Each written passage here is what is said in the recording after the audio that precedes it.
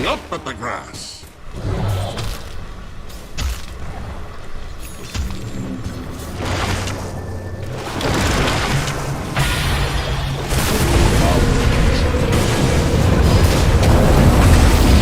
Radiant's top tower is under attack. You've been disrupted. Radiant's middle tower is under attack.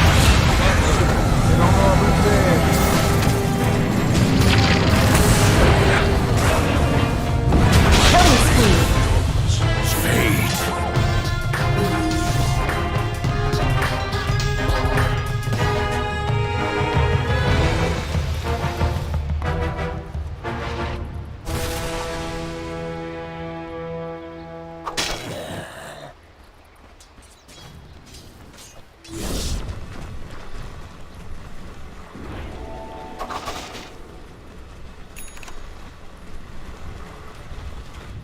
Someone better help Dire's middle tower. Surge is this?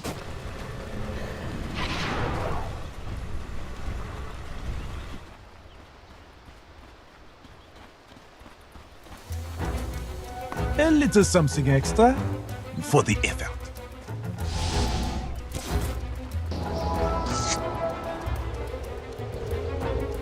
Dire's middle tower isn't going to last long.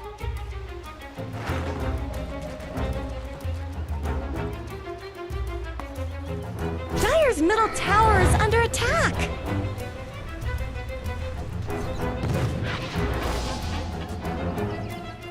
And his potential compared to what Excalibur can offer right now on the Wind Ranger. Wish has a lot of nurtures now because Nefrit does need a lot of time and needs the map to open up for him. This tower is still up, which Someone is better pretty help Dire's middle problematic. tower. So, can't really make any moves towards it at the moment. Salve's mind slowing down the It game looks as like well. Dire It's just that fortified this their naked structures. Battle Fury could Dire's end up middle tower outfarming isn't going to so. last long. Typically, though, you're not concerned when you're PA against Musa, it's because she presses the gate. Dire's middle So, tower when is under attack. playing against Midget as a PA, it's more about being aggressive at teams. We'll see mid. Just a man not quite connecting the full combo there. Ixon. So Ixon's able to step out. We'll put back here from the tower. Look for the glimpse. Up the static storm as well. The attempt on Pablo. Roll again, not quite reaching. Just to get the extra length for the wall is dropped down. Pablo, dying for he will go down.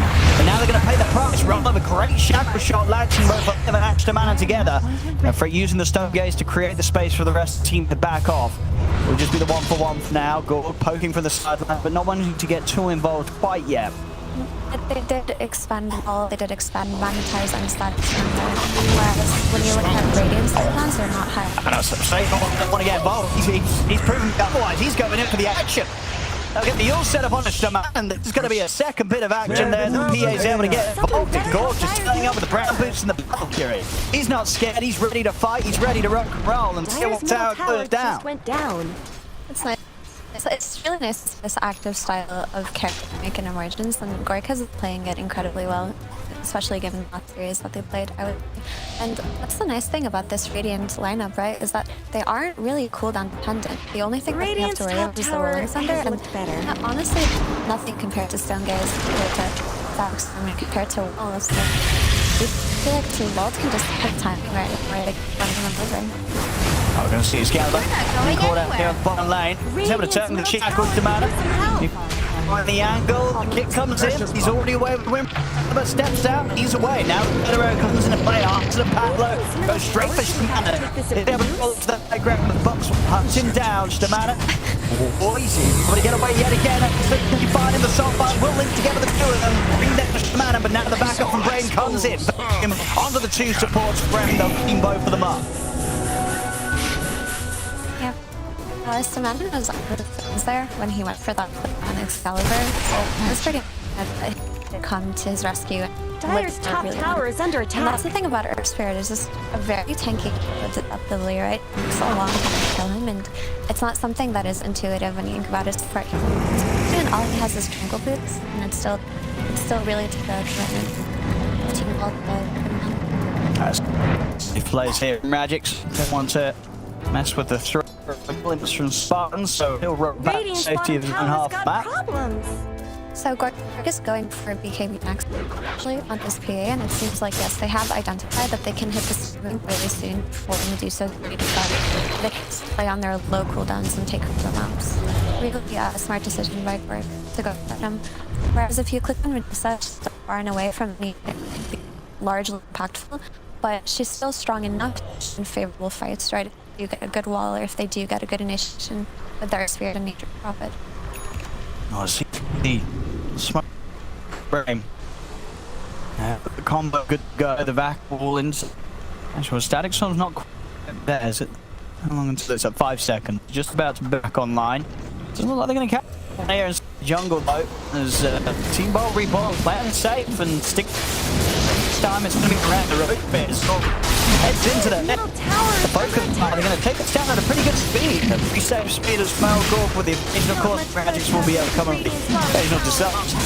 As this Roshan doesn't stand a chance, and I don't think Brame were expecting that to happen at all. Team Bolt just pick it straight up with no response. Yeah, they didn't expect that actually. They took the line after their smoke bottom in their jungle, and it was basically like, just they're in our jungle, guys. But they didn't expect for them to take the rush that early. Honestly, this Aegis can really put a damper in Brame's abilities to fight, you know, because as we were talking, they're incredibly cooldown dependent at the moment. I think Brame's going to choose to slow the game down for themselves right now and try to dodge as many fights as possible.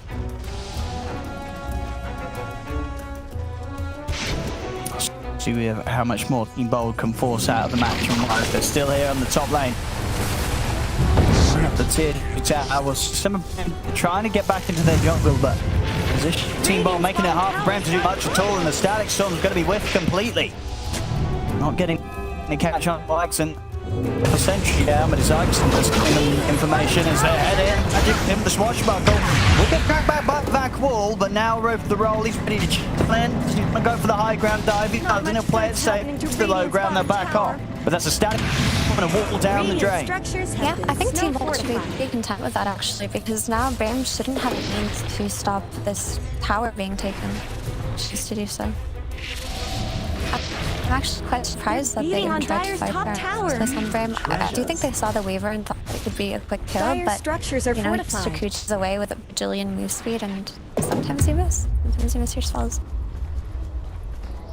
Radiant's middle tower could use some help. Now see Pablo back off, look to hold on to the tier 1 on tower mid, which well, they do still have standing 19 minutes in here. Over half HP as Team Bold have done a solid job of holding the towers. There's a double damage slot. Dire's top tower is under attack. With this damage, so they actually can maybe take a good fight, especially with it being Not much bottom. good's happening to Radiant's bottom Yeah, tower. Team Bold try and enter into and get for an aren't able to completely control or blow them up at the start. I mean, ideally they do wait for their spot. It's just much of a risk to fight without this wall right now. Tower is under attack. Stopping this They're and beating on killing Dire's your top back tower. here. Radiant's middle tower shouldn't Teams have to avoiding take this each other. abuse. Oh, the well and Brame inside the jungle of that of Team Bold and vice versa. BKB is done for Wish, so he'll be able to front line a little easier for the team. I actually think they can get away with this, taking this tower scot-free here. Radiant's Potentially an bottom outpost tower's got afterwards and just taking both Radiant's this bottom bottom side of the tower map has and just fallen. swapping sides for now. Dire's top tower is under attack. On Team Bold, how's Gorg's progress looking? Going for the death after the BKB. Still needs a bit of time, but still 2 minutes with the Aegis. They Dire's could middle look tower to isn't going force to last some long. action with. The Aegis and the BKB, it will be rather difficult to bring Gorg's PA down.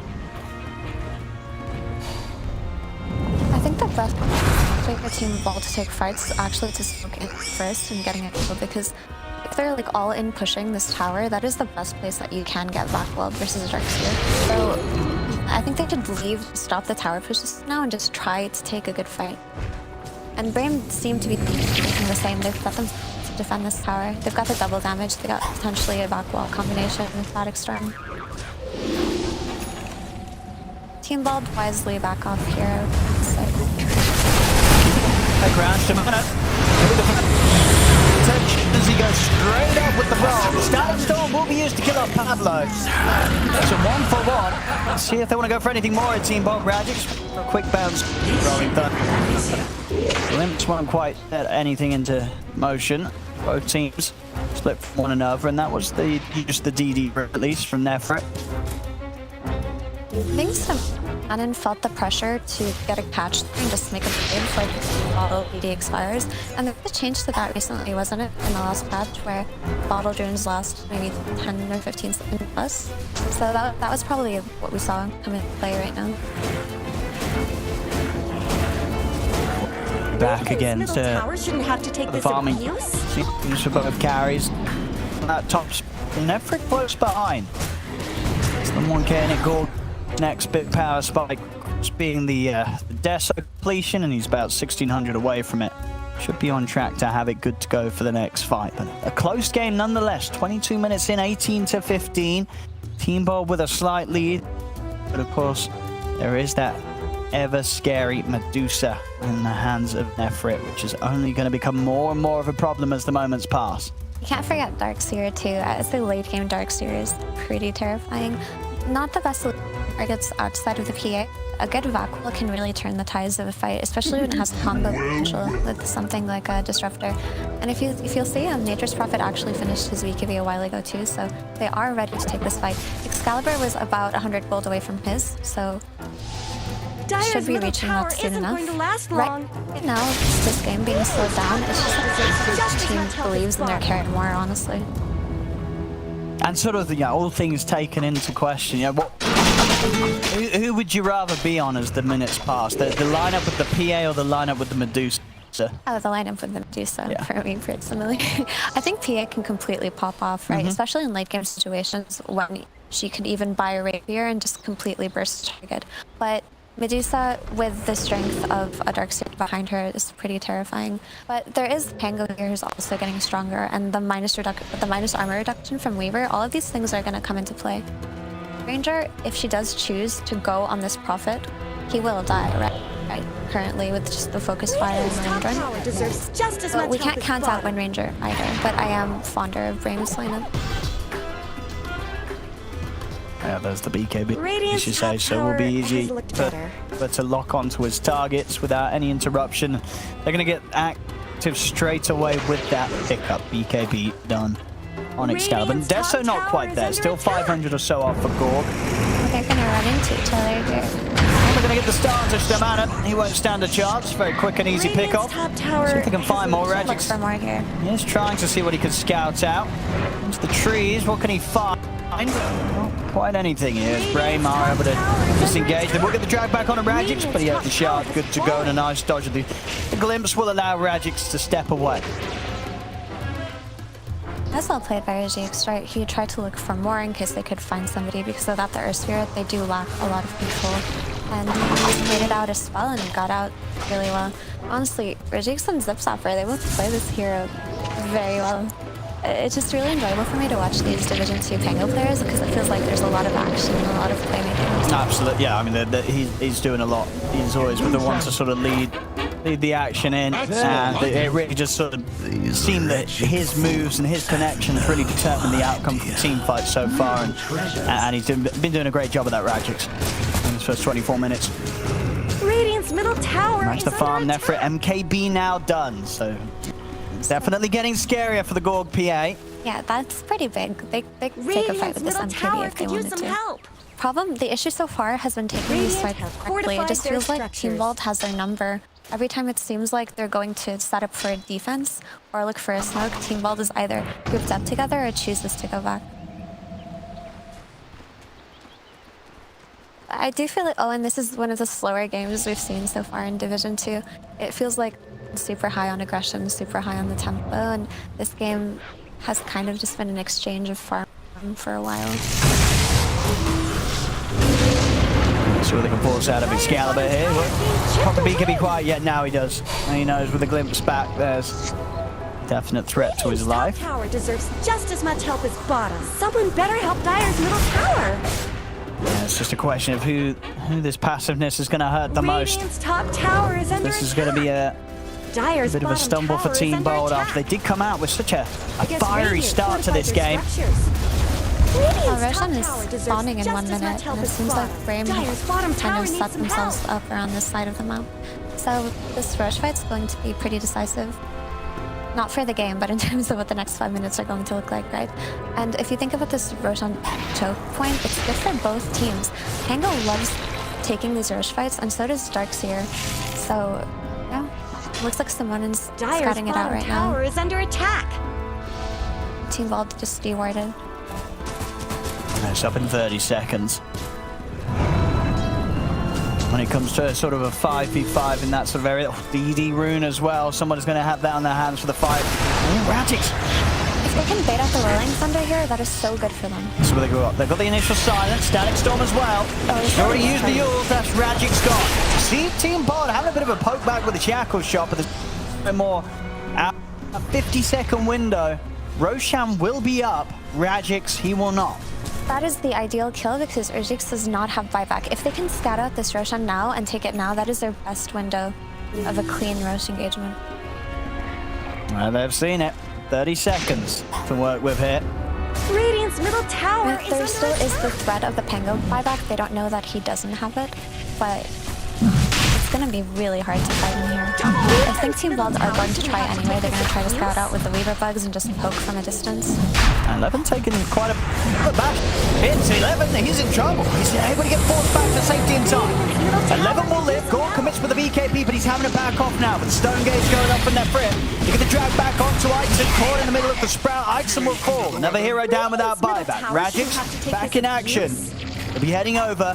Was BKB used by Gorg? Seems though for the same time for Brame, they're also thinking about their next move carefully here with some of their ults being expended. They will try for the smoke up and the wrap around. And they know that if they catch this PA, Gorg will be very unlikely able to keep himself alive with the lack of the BKB. And while that happened, Wish pushed out the bot lane, making it so that if they take a fight right now, one of the heroes is going to be down bottom defending that wave. We're going to see the rolling onto Excalibur. Let's see response with the BKB. He's able to get away. Will manage to get out of range before a potential follow-up glimpse comes into play. Gorg's starting to re-enter the area. 20 seconds until Gorg's BKB is ready to use again. And spending a lot of time chasing Pablo, but it will pay off. Moves back onto the Grim. Pablo kick to the side. Baited into a corner. Now with Pablo down for 50, maybe another chance for Brame to re-enter the pit. 5 seconds left on Greg's BKB, so yeah. And Pango's making his way towards the pit. That's going to be big stuff. It has to come out from Radix here. It's a main man that could disrupt this Roshan attempt from Brame. Got to make the call correctly. Roshan falling low. And it looks like they're not going to try at all. Team Ball back off completely. They'll concede this Roche to Brame. Dyer's middle Precious tower is bump. under attack. I guess they just didn't want to take that fight with that Grimstroke, but from where we were sitting, it did look like they could just go in and try something with the Pango, but maybe they thought it would be wiser to just not lose any more heroes there. Big chase on to Radix. And found him on the bottom lane. Can he keep himself alive? He'll have to use to buy out sometime when the Static Storm gets himself pushed out to the side. The follow-up orchid's there, and with the glimpse back, Radix has got nowhere else to go. This is entering scary territory for Team Bold, I would say. You've got the Aegis up now on the Medusa. You've got Nature's Prophet. You're feeling his impact all over the map. He's pushing out these lanes. He's TPing in. Disruptor has more space to actually walk around and deward the map now. Well, it looks like they're going for a smoke here with Rajik's side. Maybe they think that they can catch them off guard. Maybe just get a really quick kill on this Disruptor. Looks like they can certainly do that. Radiant's Quick middle jump tower is under onto Spartan. We'll see 11 with the chase down, but not ready to fully commit. They were seeing if they could get an effort back in, even though they lost Spartan to start the action off. Effort very close to his next item. 1,000 gold. The Scardy's going to be there. Wish also has his AC finished, so that's going to be really nice against this Weaver, this PA, and the Stone Ranger. Really, really good items to Jin, in my opinion. And he chose to not buy the MKB for himself, which you do see a lot of Nature's Prophets do. He just is depending entirely on this Medusa to do the killing. He's just going to buffer up as much as possible. Good catch on Ixon. We'll of course get them the information that they have the vision around that area. See Excalibur trying to do his best to clean out this top wave. Still, never was quite able to catch up and farm this game. Still very much far behind. You can see the three big cores in the game right now. Two of them on the side of Brame, being that of Nefrit and Wish. Whereas with Team Bold, they're really having to just rally around Gorg's PA. He's the only one with significant farm right now. As you see, over the side, action's going to start with Stamanen going down, and Radix some of the rollover onto Nefrit, but Nefrit, of course, still holding on to the Aegis and the Stone Gaze. Pablo will get picked off to the side, but Excalibur in return will be able to shoot down Spartan. Where did Radiant's middle That comes tower out from Pablo. Team Bold are going to try and chase for more Gorg. So they're going to poke out the Stone Gaze. Now looks to reset off to the side. Wish, he's sprouted himself for now, and he's stuck in position. He's going to get back in on this. Choke ball from Gorg. He's looking for the target. They get the shackle shot in onto Wish. Wish, oh no, he's going to be kept alive. Wish, he's still alive. Finally goes down.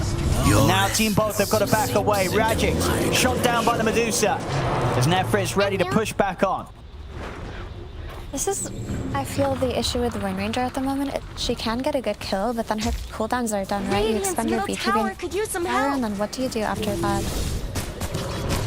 Buybacks coming up, though. They did trade the buyback for the Grimstroke buyback. And honestly, still better for Brame and Mike. I mean, every moment this Medusa Nefrit is getting bigger and bigger. 5k lead now for Brame. It's got the Scotty finish, too. Radiant's top we'll see it. And Gorg quick jump in. As soon as the Stone Gaze comes out, he backs off to the side, leaves it sort of in Radix's hand for them to keep them interested. And then has looked better. You get Wish, but it still takes them quite a bit of time with that AC. Wish rather tanky against the physical damage output. And indeed Gorg having to back off, knows the fight's starting to go south, doesn't want any more further part of it. And all, of course, during that fight, Nefrit sitting at pretty much 70% plus HP and mana.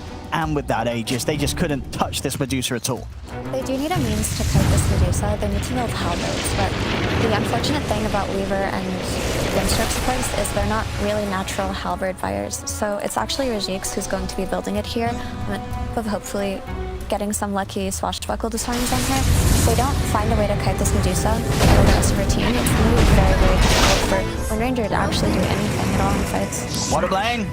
Excalibur trying to go for Wish there, but has nowhere near enough damage to threaten this End Nature's Prophet right now with the focus fire. Top lane, Nefrit is kind of on his own, but can they even bring him down the once? 30 seconds until the Aegis goes. Would be a nice time for Team Bolt to try and work around that, but Nefrit already retreating.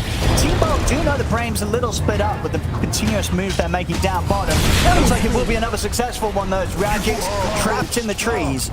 Wish and Stamanen continuing to just find the action down bottom.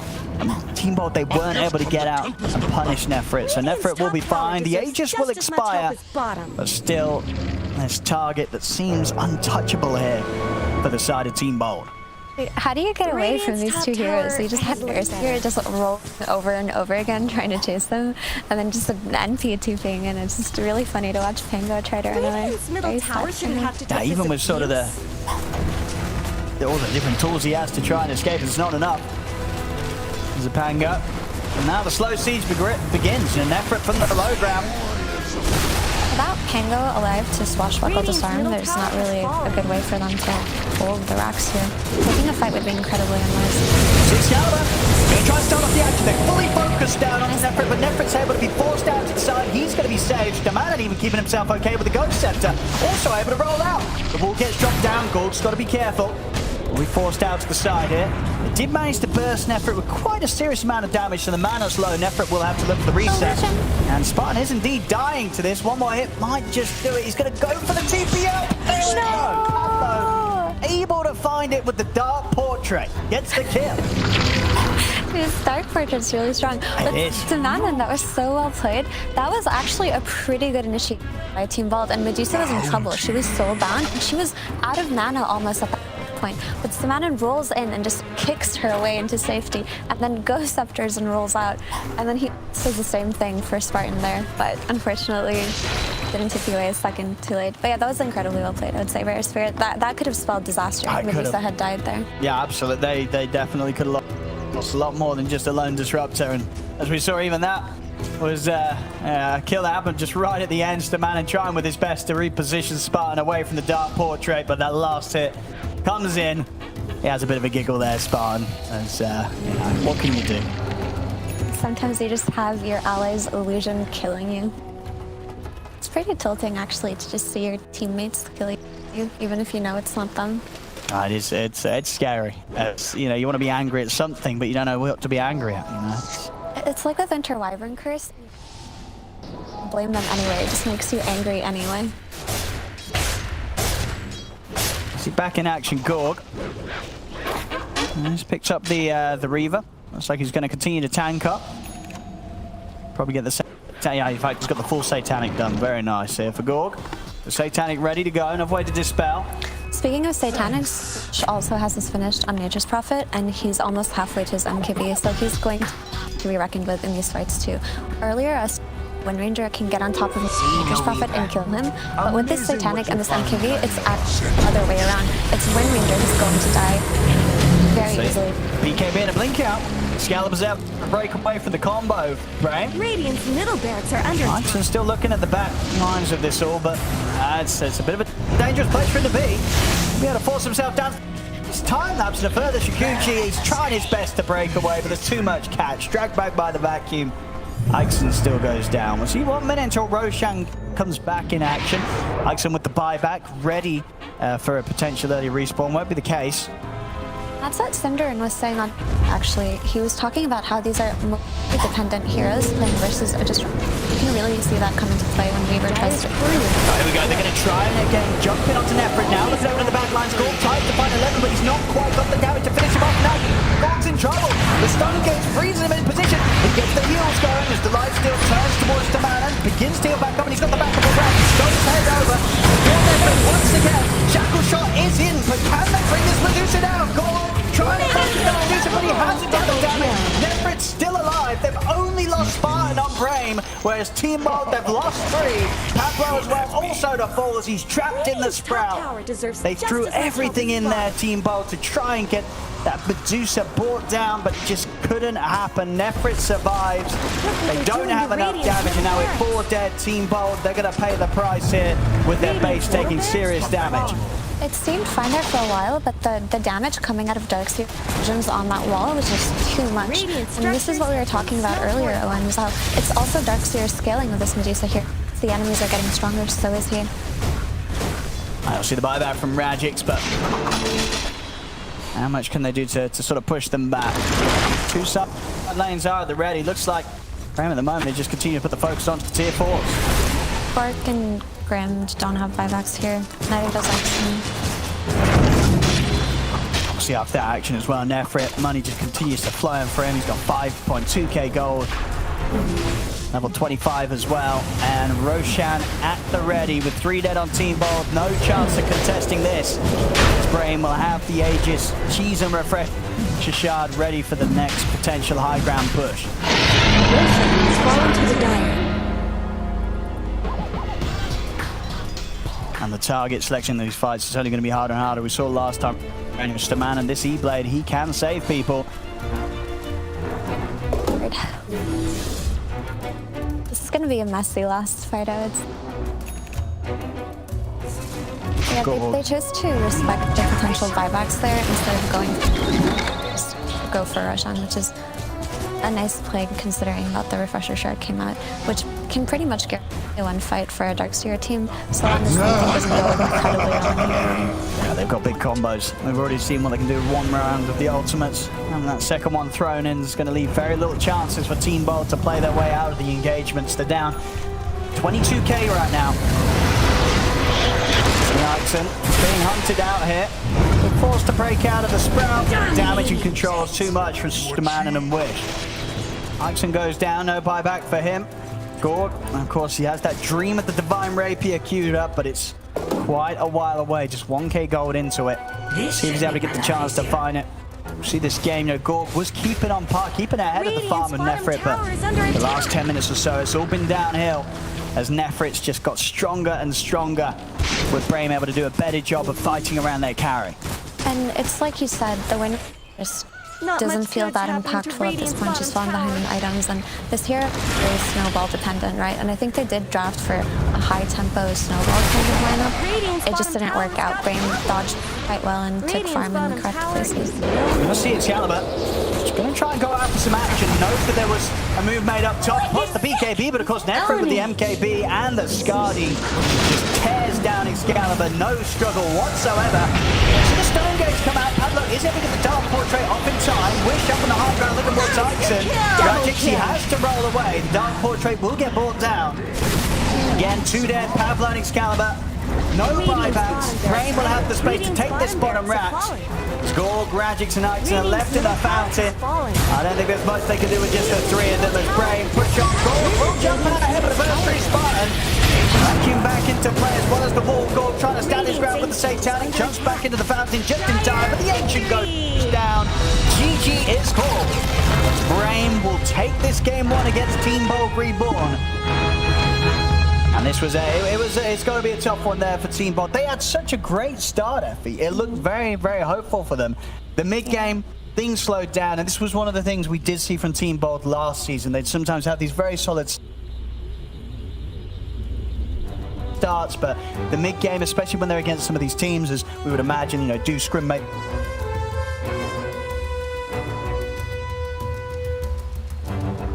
Very comfortable. They knew exactly what to do, how to wait it out, and how to build towards this point when Nefrit, as the Medusa, is able to just carry them to victory. For sure. I think Team Bald should have played higher tempo, right? They were these lower cooldowns, they're running a Wind Ranger draft, and they had a great start. It's just that the longer the game goes on, they're getting outscaled by the Starkseer wall. They're getting outscaled by this Medusa, who's just getting stronger and stronger. And unfortunately, they just couldn't really take the correct fights to play the tempo that they wanted to. And I would say due to Brame's map movements there. I think they played very well. Well, there we go, ladies and gentlemen. We'll see if Team Bold can bring back some of the magic they got in the start of this game and pull it through towards the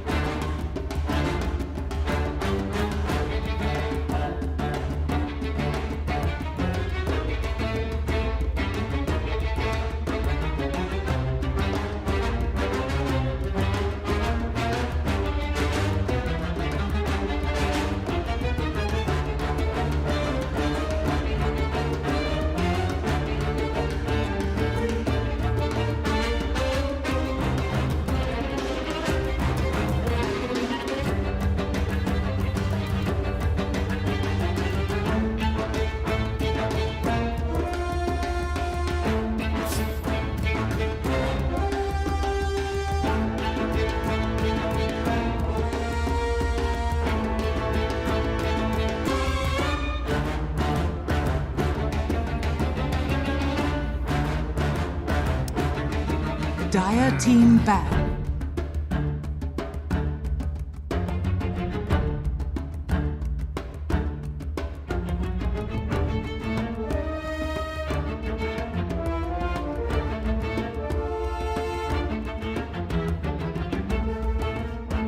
Seconds remaining. Radiant team's turn to ban.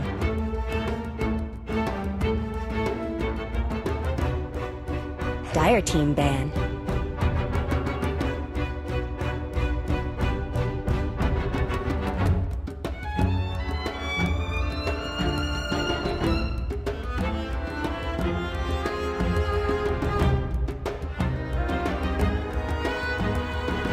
Seconds remaining. 5 seconds remaining.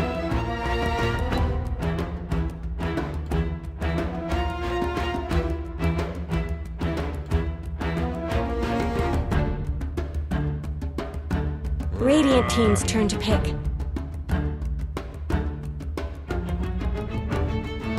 Dire team's turn to pick. Hi there.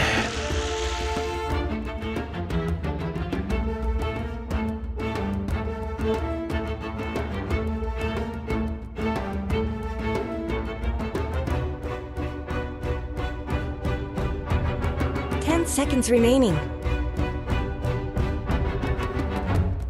5 seconds remaining.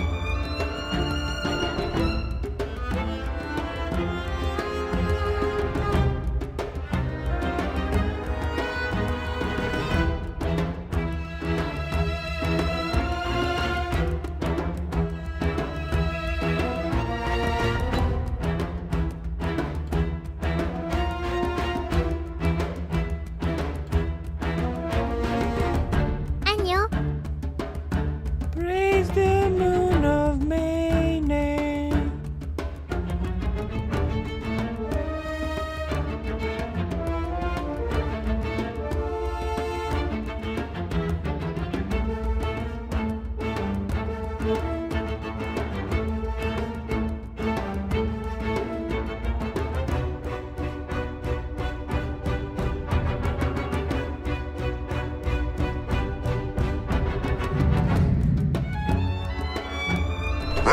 Choose your hero.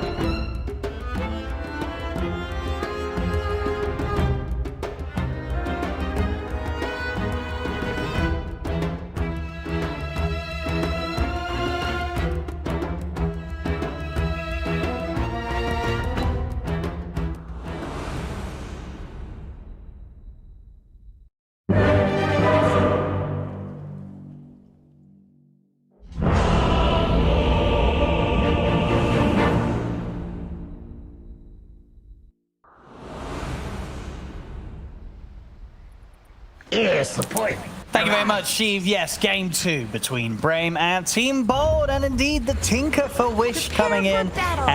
It's a scary hero, and the panel said they don't really feel that they've done enough on Team Bold to deal with it. Would you agree? I mean, how scary is this Tinker?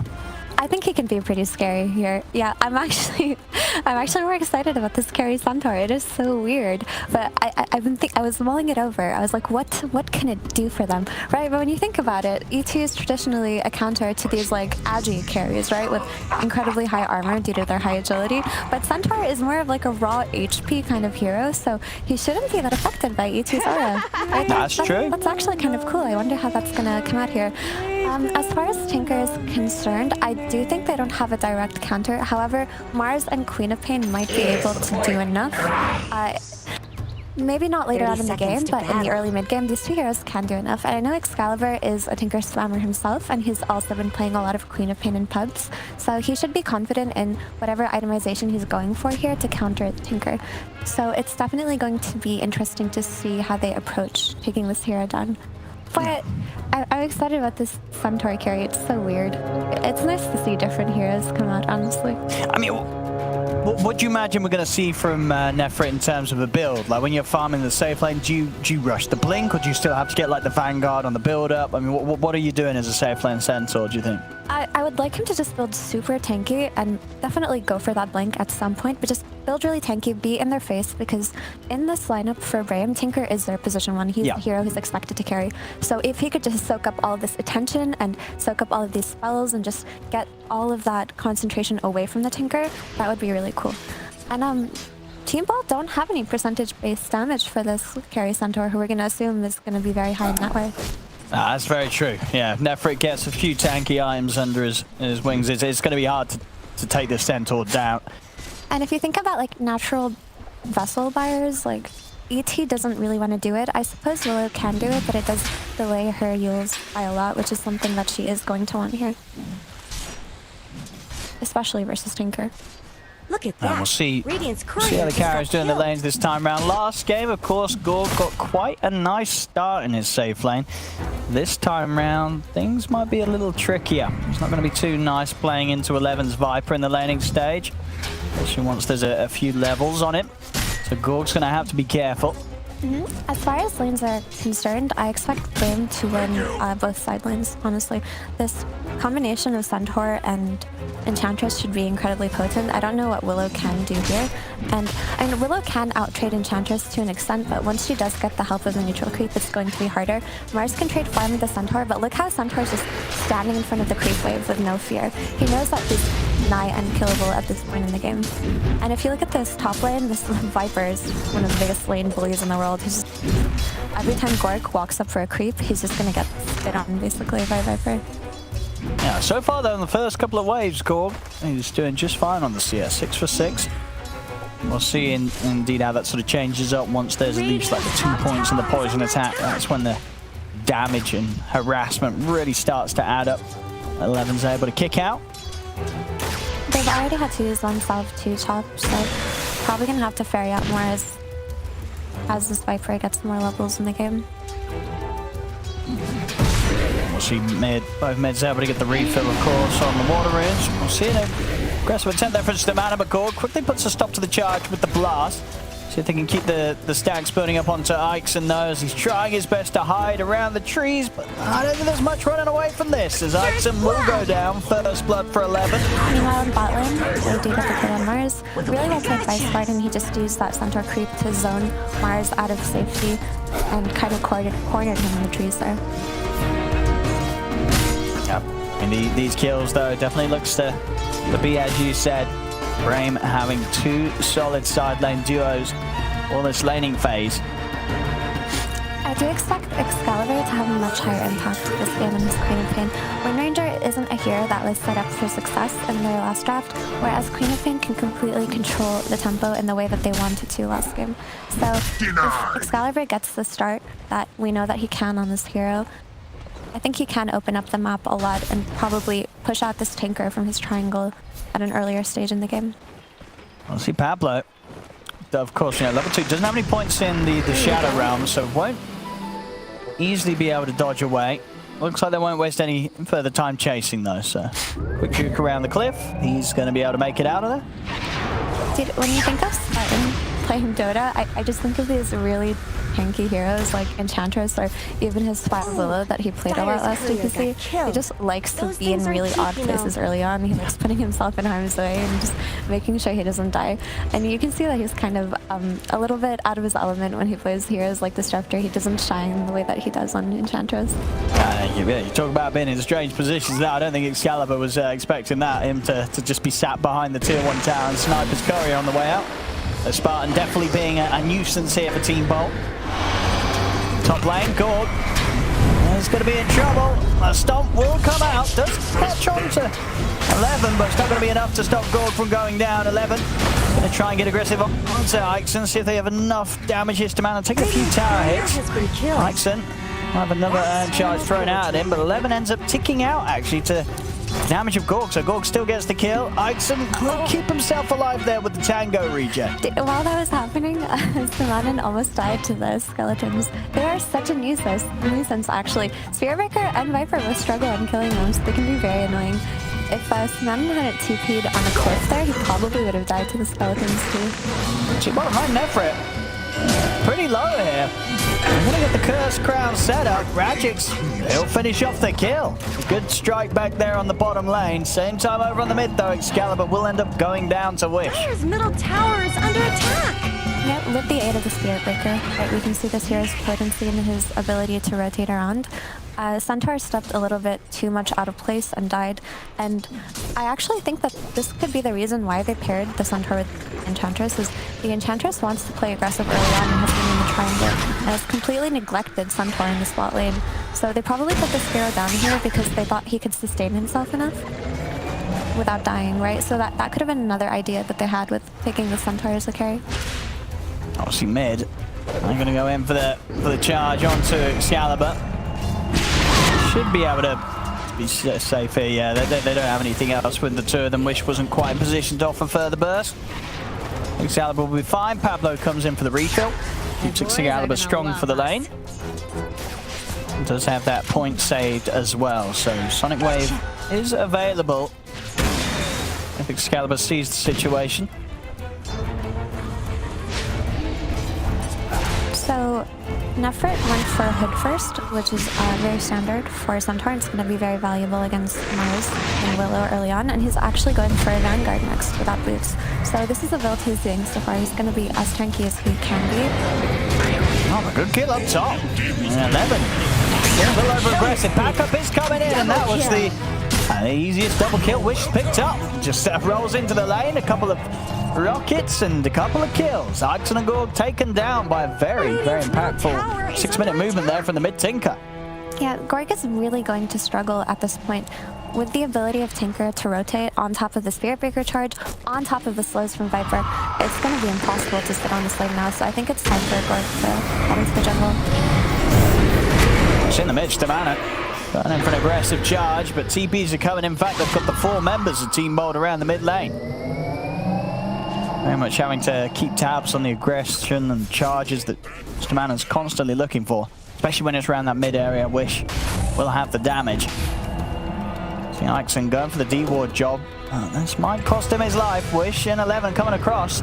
Same time though, down bottom, they do manage to take down Nefrit again. And looks like Ixon will be able to walk this one off. Into the trees he goes. They don't have a read on his movement. Yeah, nice rotation by Excalibur to kill Nefrit in the bot lane. They managed to do it just with the Arena and the Queen of Pain spells. She actually did not level Sonic Wave at all. He's choosing to play on his spells instead, which is pretty interesting. I guess you don't really need it at this point in the game, right? Like, these heroes are burstable, you just need to catch them. Radiant's bottom tower is under attack. And Wish is very close to his Blink Dagger. He's about 400 gold away. Once he does get it, we can see Brame try to maybe get a few towers to pick up their pace.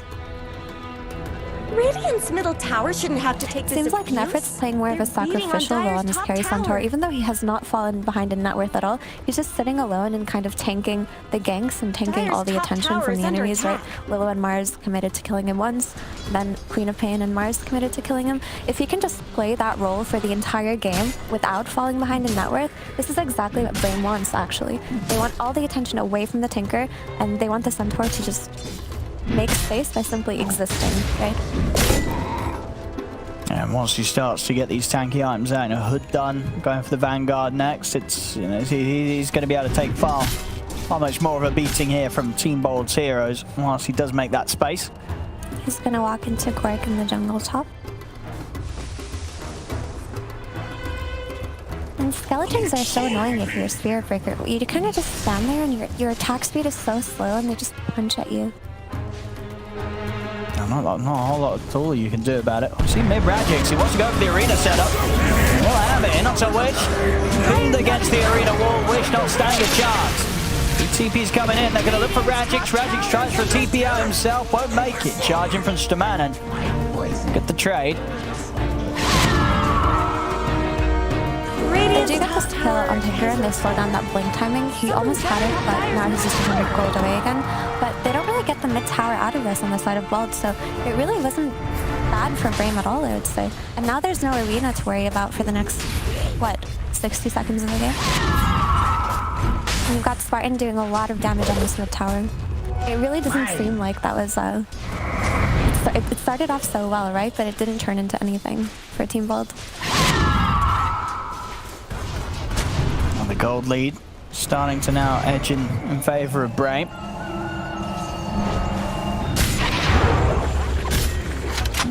We'll see their own tier 1 tower. It's going to be a lot harder for Team Bold to really push onto.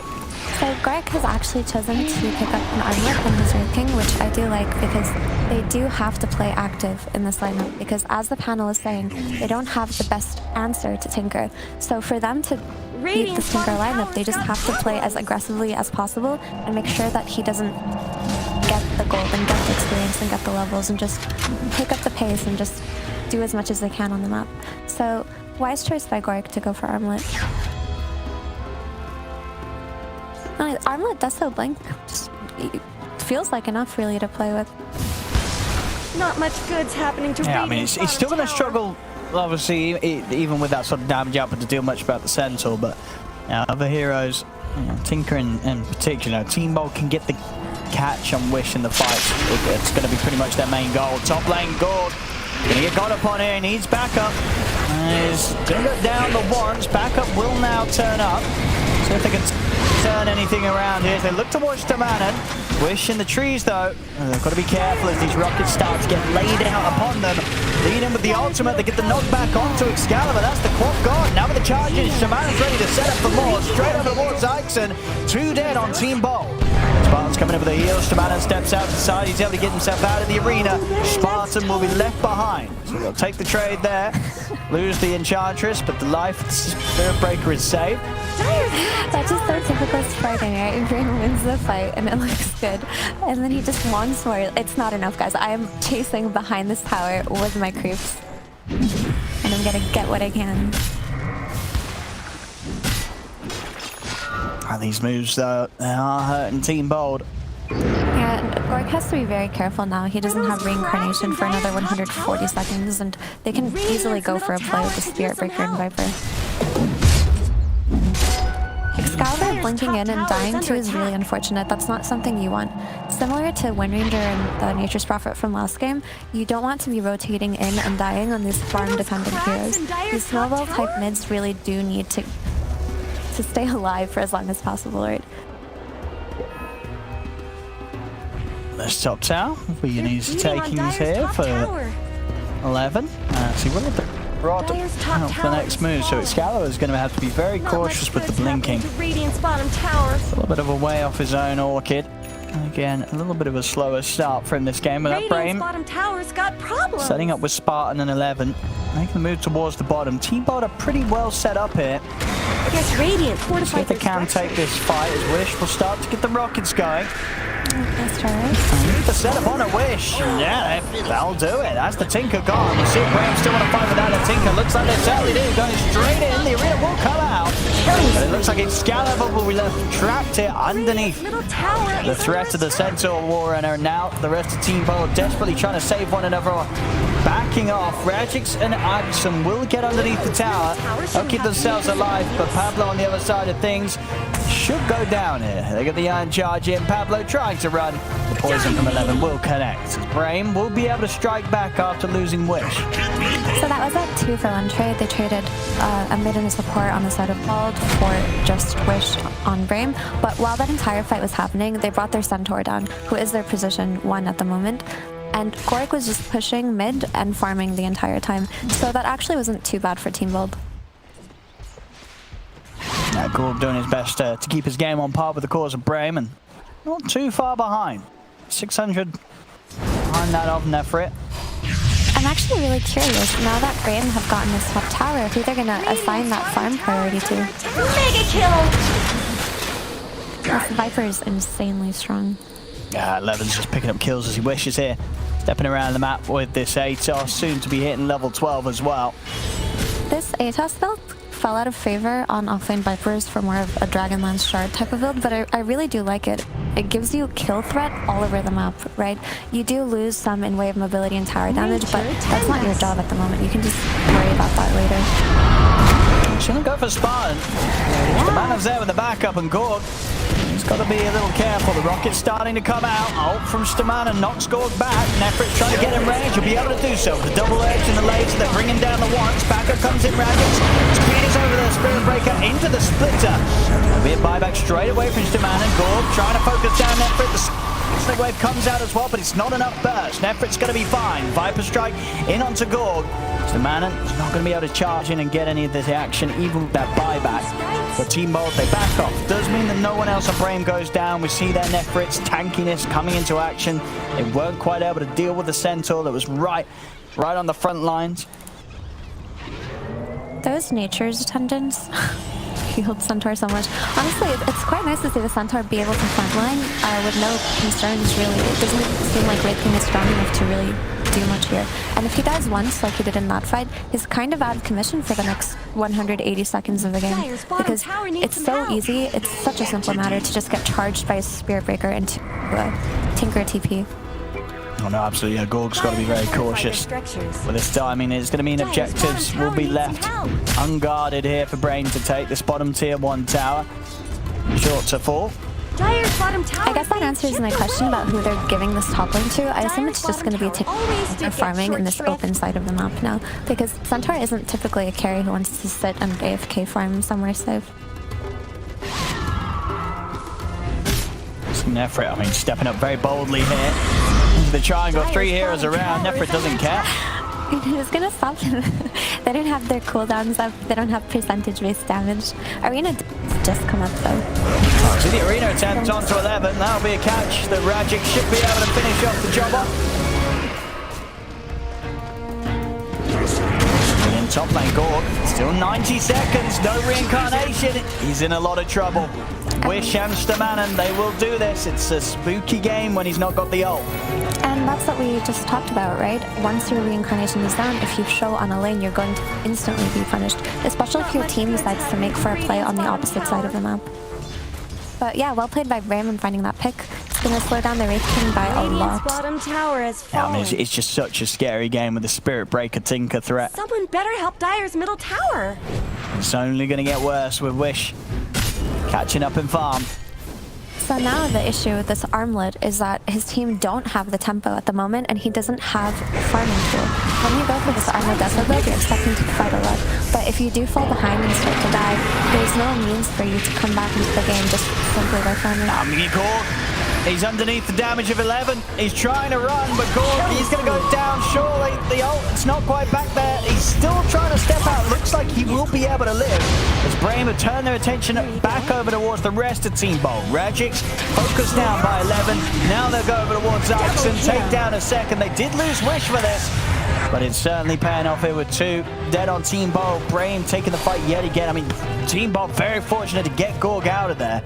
He looked dead for sure, but able to just keep himself out of reach of the follow-up poison attacks from Ixon, from 11, sorry.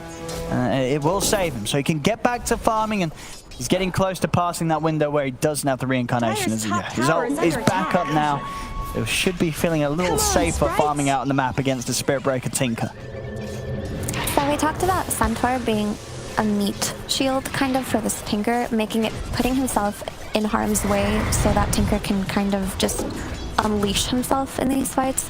But with this Blink Dagger on Mars and just with the added Blink plus Orchid on Quap, they can actually sidestep the Centaur and go on Tinker whenever they choose to. So Tinker does have to position himself carefully. Just picks over picks here on the side of Brame. Yeah, they just can punish anybody out of position so easily. Bottom lane. See the attempt onto Rajic. He's going to drop down the arena. And that will hold back Brame. Rajix will be left alone for now. Very close to having the Yules as well, so we'll have other options to try and stop the charging from Stamana. They did get Arena there, which is really nice because that's Team Bald's biggest obstacle right now. It's how they've been going on Tinker in these fights. So without this arena, it's just a lot safer for them. She's smart. Let me get going on. He is tanky, but not tanky enough this time round. Gorg able to come in with the big old crit. But he's having a great time, Spartan, as you can see. He's, every time Spartan dies, it just shows him smiling and laughing. At least he's having fun while he always is. You can always guarantee, it doesn't matter how many times the man gets taken down in the game, he's still enjoying it every moment. Yeah, I wish I had that kind of passion and enthusiasm for Dota. Every time I die, I just want to bash my head on my keyboard. I'm talking about keyboards, Gorg. He's catching up to Nefrit. Second highest in the farm and going for that BKB after the Deso. With the arm of BKB Deso, he will have that ability to charge in, lock down a target. Doesn't have to worry about that pesky slow from the attack speed slow from the Enchantress anymore. Spartan's definitely going to have a tougher time. So they are building towards this point where Gorg's going to be very strong in the team fights. Yeah, if they can hit this timing on Team Bald with Gorg's items, they can take back a lot of this map before Tinker gets strong enough, because he's still not quite there yet. See bottom. 11 will get the catch onto Excalibur, but the burst damage from the 3 of Team Bald is too much for this Viper. Excalibur gets the kill, and Radix, he's looking for the further setup. He's got the catch onto Staman, and Arena's there. No escape for the Spirit Breakers. Team Bald, they pick up 2 quick kills and start to invade the jungle of Brame. Absolutely no sense. Oh no. So Wish is 200 gold away from his Shields Guard. It's a pretty big item for him. It should spike up his potency in these fights by a lot. Also make it so that he's tankier later on. Those are really great kills by Team Bald. It feels like they're finally picking up the pace for themselves. This is big. Now this bottom side, they've taken it over. Finally, this jungle is theirs, and they can play with these Wraith King item timings. Dire's top tower is under That's the only sort of objectives they can try and force with this. Because Roshan still stands strong for somebody to take this game. Tier 1 tower in the mid looks to be dying to the creeps. And the fortification. Radix is ready, waiting around. 30 seconds, of course, until Arena's back up. And it's a lot longer until Sonic Wave's in play. Nefrit almost has his heart. He just finished it. I mean, he is going to be so beefy. It'll be interesting to see how they sort of decide to take the fights around him. Is it just going to be a case of popping the BKB on Gorgon and looking around him? You just try and ignore the sensor completely? They've got to like sidestep him. They have to maneuver their way around him because they really don't have the damage to take him down. They've got no vessel, they've got no percentage base damage. See bottom Excalibur. He has been found there. Staman with the setup. 11 has the follower. That's a very huge kill because Excalibur was the one leading these aggressive plays by Bald. He was leading these smokes and just blinking in bravely as Orchid, right? So with Excalibur down, that puts a halt to that aggressive tempo we were talking about. They were picking up on Team Bald. We'll see now, yeah, it's a Nefrit with his heart. 3.6k HP. Very, very tanky boy. Just denied their That's a big boy. He's ready to look at going for Roshan. He's ready to tank that, no problem at all. Brame will have the damage, and this is not going to be something that Team Bald can have anything to say about. Still 10 seconds without Excalibur. Now with the full lineup up, so no interest in making movements across the map. Great ward setup as well from Brame. They've got all the information they need, so this Roach will be theirs. Aegis into the hands of Wish. This Centaur carry, it's very interesting because I think paired up with a Tinker, it really can do a lot for the team, right? Just in terms of being the one that pulls attention to itself. Absolutely. And you can always guarantee that the Aegis for Brame is going to go to the Tinker because he's pretty much unkillable at this point unless they kill everybody else and just press all their spells on him with like the Bedlam and the Split Earth and the Sonic Wave. Yeah, no doubt about it. In the situation that he does die, chances are there's already going to be a few deaths on the lineup of Team Bald in a 5v5. It will take them time, and setting up the game nicely for Wish to be able to pop off. Still unable to break further ahead, though. They still hold a 4k advantage here, Brame. But Gorg, as we're seeing close behind, and of course being a more sort of traditional carry as the Wraith King, offers much more physical burst in comparison to cracks something and like a dives Sensor. up Brame's fight is more about being able to draw it out and let Wish do his thing. If Team Bolt can get anybody on top of Wish's Tinker, some of Brame's game plan will fall apart and Gorg will have the chance to carry. So Brame don't have that much tower damage going on for them at the moment. I think Viper does need to build into that shard eventually and just be that one, because this is a very good timing for Brame to attempt to take towers, right? It's just that Centaur hits the building so slowly. Sure, he can stand there, but he's not going to take them, right? And while they're spending a lot of time trying to take these towers, Gorg's going to be farming up. And as far as scaling is concerned, I do think Team Vault outscale Brame's lineup here, because Enchantress is going to fall off. Spirit Breaker is not going to find farm on the map with a Tinker on his team. And Enchantress gets two-shotted, Viper falls off. It's pretty much just going to be Tinker and Centaur later on, whereas Queen of Pain is going to scale well, Wraith King is going to scale well, Mars is going to scale well, Willow scales impressively well sometimes. No, for sure. I mean, it's you know, always that case, right? Especially when they build around the Tinker as much as they have, having a bit of a different carry. If this Tinker dies and doesn't have buyback, then the fight's going to be lost. The building's going to go down as well. They're going to look for the setup onto Nefrit, and well, there we go. A very nice, quick jump there from Radix. I mean, you could tell with Nefrit's positioning, he didn't think that they would dare make that sort of play onto him. He was like, I got a heart, got all this magic resistance.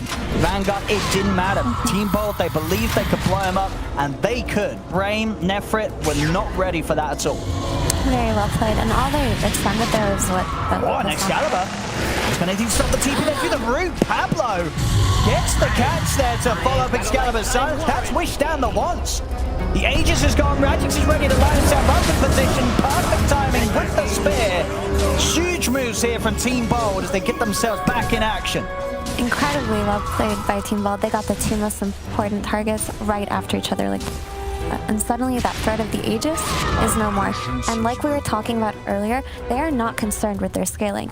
As their heroes scale, this Centaur, who seems like strong and invincible, is going to melt later on in the game. And 11, and he's coming out. I mean, he'll get the kill, but he may pay with his life. At Pablo's got the roots out. Pablo. Never had a chance. Pablo, well played. That Bramble on Tinker was so as well. That Bramble on Tinker was so clutch, and then just getting that return kill on Viper. Yeah, I mean, Master Tier Dark Willow, and it's showing here. Pablo having a great couple of moves coming out there as that lead that Brame had is starting to get shut down. Brame have to start making moves of their own, or the game's going to slip away from them, Team Bolt, because like Gorg's starting to lead the net worth or just go neck and neck with this Centaur already, but this net worth on Gorg is much more valuable than it is on Centaur. Absolutely. Right? This hero is going to actually scale later on into the game. Yeah, he's got the blink ready to pick up. Level 18 is going to be there, that 3-point. The reincarnate going to give him more chance to get aggressive, and geez, very tasty tier 3 items. We'll see which one he goes for there. He's going to go for the damage here, that Mind Breaker. Of course, will assist him greatly if he's able to get the blink, stun, silence off onto Wish's Tinker. See mid. Brame. Get aggressive. The arena comes out, but 11 has the BKB. Gorg also using his own BKB to try and commit, but they are able to step away. So that will be the maybe a bit of a premature attempt there with the BKB from Gorg. To bottom lane, Stamana, nice little charge under the creep wave to start off the action. Excalibur is out with the blink and the TP. Won't be able to find him in time, so Excalibur makes it out there. Mid lane though, Gorg actually going to look to try and get back in. With the jump, Red Fire Blast to start things off onto Nefrit. Nefrit's dying underneath the tower. He's going to try and step away. The Curse Crowd will hit. Maybe a little bit more damage. Not quite enough, but the Earth Splitter is. Nefrit goes down. Team Bolt again. They seize the opportunity to take down the Centaur. Tower still goes down in the mid lane. But again, Team Bolt, they do continue to prove that this Centaur might not be as unkillable as Nefrit feels that he is. If they press everything on that hero, he's going to die. And Wraith King later on in the game is going to start killing him by himself too. A bit of a misplay, I would say, by Nefrit to just die in the same place twice in a row. Maybe a little bit of underestimation going on in terms of damage output. I also wanted to quickly shout out Excalibur's Lincoln Sphere. It was the reason why he was able to get out of the bot lane. Spirit Breaker did have his ult available, but he just couldn't press it on Excalibur. And it's going to make it so that Excalibur can actually play the side lanes now. He shouldn't be concerned about this Tinker plus Spirit Breaker kill combo anyway. Excalibur having a A much better game than he did in the first one of this series. Was struggling continuously on the Ranger, but this game keeping himself right on par with the Farm of Wishes Tinker. And what is panning out to be quite a close game here between the two sides. And sort of the potential of the outcome as the minutes pass switched a little round, as you would expect from the drafts, in comparison to what we had in game one, where it really does seem that Gorg is on the carry that can definitely scale the better here. If they can continue to hold on Team Bold, make sure that the high ground pushes aren't going to be in place, they're going to be feeling pretty good about themselves. And as you mentioned earlier, it's not really that easy for Brame to siege the base of Team Bold unless they get a lot of kills outside of the base on the map. Yeah, I almost Viper builds to be the siege machine of Brame, but that's not the build he's chosen to go for. He's going for an Ags now, which is going to be very nice in these long drawn-out team fights.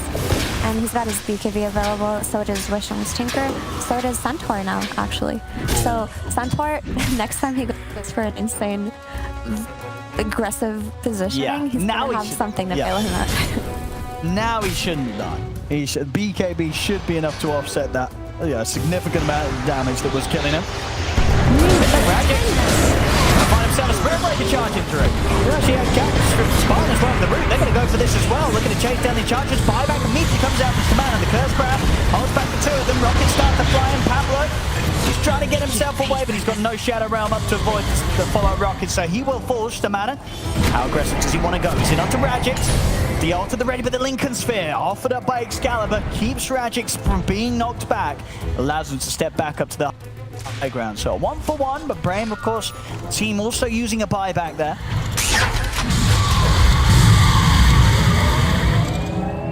Of course, all whilst that was happening, Gorg, it's best to keep the farm going. AC getting closer and closer.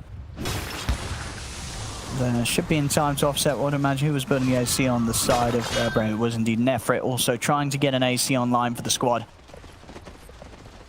And Nefrit is getting very strong. My concern for him is still just going to be, can they kite this BKB and just go all in on him later? And the answer should probably be yes. They do have high mobility on the side of Team Bald. Roshan is spawning in another minute, so that should be the next big objective both teams look to play for. Brame are in a better position to contest it, though. It seems like the map is more opened up for them. Definitely, you can see with the way that they're moving, Brame just stepping up to the high ground, and Team Bold, not much more they can do other than back away. They do have some vision down around here. That's a nice sneaky ward by Team Bold, actually. The one on the cliff, that one barely ever gets de-warded. It's giving them good information of who passes in and out of this area. See what they want to do with it. They are starting to move over. They're not smoked up. Gorg, he's going to lead in. Goes for Spartan straight away. Have they got the burst? They do. Enchantress goes down, out for 50. And Roshan to be back up in 25. Dire's bottom tower is under Enchantress feels so bad in these kinds of games, right? Because she does have her impact early in the game. We saw Spartan farmed in the triangle, he sniped couriers, he won the first few levels of the lane first team, he was a nuisance mid, he did a lot in terms of the vision game by walking around aggressively early on, but he's at the point where Pablo alone, if he walks into them, a bedbug is enough to kill him, right? And any of these heroes are just gonna kill him. So it feels like outside of the vision potential and maybe the healing from the nature's attendance, he doesn't really do that much, right? And that sucks about Enchantress, honestly. This hero felt it was in a much better place around last year's DPC. Pablo. He's out, he's away. Nothing they can do about that Shadow Realm. Still looking to maybe find something off the back of this smoke. Nefrit, spear set up. They want to try and commit fully onto him. If they can do it this time, they can't. Gorg's going to get charged, taken down one. You see the second life in from Gorg come into position, but he immediately gets loose stomped. He needs backup, and he needs it now. Is he going to get it? He pops the beacon, he tried to turn. Gorg will fall. Excalibur as well, also going down there. The two biggest losses there for Team Bold. Both cores out of action. Roshan up. Brame, they'll be able to step in and take this. That was a very painful couple of deaths there for Team Bold. And we really saw the effectiveness of Nefrit's BKB pickup there. It just turned the fight completely for them and gave them the key kill that they needed to get this rush. I think this rush is dropping short as well. If they get back the Viper, they've solved a big problem that they have right now with that rush start for Viper. They're actually going to be able to pressure these towers now. Yeah, this is pretty huge. It was that sort of one piece that they were lacking. And they've given the Aegis to some tower too. Under attack. I mean, yeah, we saw there in that time round with Nefrit with his BKB. They did struggle to really even bring him down to half HP they want. So, bottom lane, Rajix wish was onto him, but Rajix TP's out in time. Top lane's getting siege zone, still 10 seconds or so. No Wraith King or Quap for the defense. That poison attack, they'll be able to make good work here of the melee rats. See what Team Bold can do now. Full roster back alive. They're looking for the setup. Rajix, he has got the arena down to 2. Gorg jumps in to smash the spot. Now turns over towards Nefrit. Gorg's going to be a bit cautious. He gets caught by the rear. Has to put the BKB. Looking for a target now. He's going to stay on top of the central. But the Stampede is up. Wish to the side where the BKB is able to blink away. They'll get the spins. The Ray Fire Blast onto Nefrit. But he's still too tanky. Gorg can't come in on him with the BKB coming to an end. Gorg has to back off. But they're tickling him right now. Jeez. Really? He's still alive. He's just fine. And they used everything. Yeah, he's still got the Aegis. He's still got the BKB ready to use. He's got himself back in this stage where he really does seem to be unkillable, Nefrit. He's got that nice regen from the heart. Very easy reset for him. Well, they can look to swing round towards the bottom. Keeps are pushing in. Oh, are they going to find Gorg here? Gorg. Reincarnation back up. As soon as Nefrit shows his face, he'll be stepping away from this tower. They're going to have to take the defense from the high ground now, Team Bold. Those last couple of moves, I mean, two big deaths before losing the Roshan, setting them right back behind. Brame up 12k. That top melee race as well. Nefrit just wants it up to the high ground. It's not have a care in the world right now, Nefrit. Down to the mid. Gorg stepped out of this. He's going to go for the BKB TP. Stamana, can he find him with the ult? He can't. Oh, this is so scary. Without this BKB and Wraith King, not sure how they're going to take this fight to defend this bottom side. Yeah, Brame can definitely force up to the high ground pretty hard now. With them knowing that Gorg doesn't have his full potential to turn up to the action. When you see it go, trying to get for the start, picked up the Wish. Get the open time. Blink to the side. Wish is fine. The arena's down, but the BKB's out from 11. Stamana will fall. See Pablo trying to find Wish, but Wish is already out of the TP. Gorg charging in. BKB's still on cooldown for 40 seconds. He does have the reincarnation. Bertrand the ones he needs backup, but he doesn't look like he's going to get it. He's able to get the blink off in time. Beautiful, beautiful by Ixon. Big escape there from Gorg. He gets caught there a second time and it could be game over. But he doesn't. He gets out. He's short of money off the buyback. So has to be cautious. They earn the gold out of it right now. Nefrit back to pushing. The bottom racks are going down. Team Bold, what can they do? We'll see Excalibur jump in and look for Spartan. The Spartan forces out the side. Nefrit's still sticking around for the barracks. See them set up with the Viper Strike onto Excalibur. Stunned. In onto the Elder Titan. Elder Titan goes down. Highlights of Overmites. Sideway to the side. First through 11. They've brought down the Viper. They're going to be all set up onto West. Let's see if they can catch this Tinker. Pablo's in on top of it as well. Gorg in with the BKB, but the Bloodstone is healing up West. Can he finish off this Tinker? He can. Double kill for Gorg. What more can they find here, Team Bold? Stepping over towards Nefrit. See Spartan hiding in the trees. Nefrit still very beefy. Still a full minute left of the Aegis. We're going to see the death of Ix and Gorg. He hasn't got the damage to deal with Nefrit right now. They lose the first. He's ready for round 2. Spirit from the side will trap Spartan. Great action from Rajix. As they take out Enchantress, Nefrit should fall the one finally. Slowly. But can they do it a second time? He's ready for round 2. The question is our Team Box. See what they can do here. Has got Stampede available. He's got backup for him. Yeah, they're poking very carefully because here's the man and charging forward straight over towards Excalibur. Root catches onto Nefrit. They're still so careful how they approach him. Gorg will tickle him with a Ray Fire Blast, but they're trying to ignore him and turn towards the Spirit Breaker instead. Rajix will set up Arena's back up. Spear down the man and the Spirit Breaker will fall. Nefrit will look to hide in the trees and TP out. He'll back away. That's so funny. That is the most action-packed few minutes that I've seen in a while. And all the while, Centaur is still alive. But that was the exact way that they need to take these fights on Team Bolt. They have to ignore Centaur and just kill everybody else. And because Centaur had that Aegis, unfortunately, ignoring Centaur and going for the rest of his team did mean that they lost their bottom ranks. Oh, and you love to see it, Gorg. He tried to queue up last game, couldn't quite get there. This time round, I think there's definitely a much higher chance that he will. Rapier on the menu here for Gorg, close to the level 25 as well. They're still down 11k, and they did have to use 2 buybacks there to push them back on the bottom lane. Still, of course, lost the barracks on the bottom, just that mid-set left standing for them. But they are holding on, and the Rapier Wraith King might just be enough to deal with these heroes such as the Nefrit Centaur. What we saw last fight, actually, Spartan did a lot of damage to Gorg. If Spartan's left alive, Gorg has no evasion, right? So they can... They do have solutions for the Dire's Wraith King. courier has been killed. Well, you lose the courier, that's quite a snipe there. Will take the Bloodthorn away from Excalibur's hands. Both have to make sure that the next fight they take is not in their base, or that's just mega creeps. They have to make a smoke. They have to leave the base and just take the fight. There we go. They're listening to you, they're making the call, they're making the moves. They're in onto Spartan, dragged back by the splitter. Should go down here. Oh, maybe not. He's out to side Spartan. Excalibur jumps up to finish him off. Return towards Nefrit. BKB from Gorg. He looks to come in for Nefrit. The BKB stampede. He's able to get away. Excalibur still trying to kill Spartan, but he hasn't quite been able to do so yet. Another dagger out, Spartan finally dies. The rest of Brame, what's their move now? They're backing off. Team Bolt, they get a kill, and they force Brame to back away. Spartan was so tanky there. He was so tanky there. They all in him kind of, and had managed to kill him a few seconds earlier. They might have been able to take down Nefrit too. But that Holy Rocket really came into play there with the Nature's Attendants. Seeing some big deaths here. That's Pat blowout.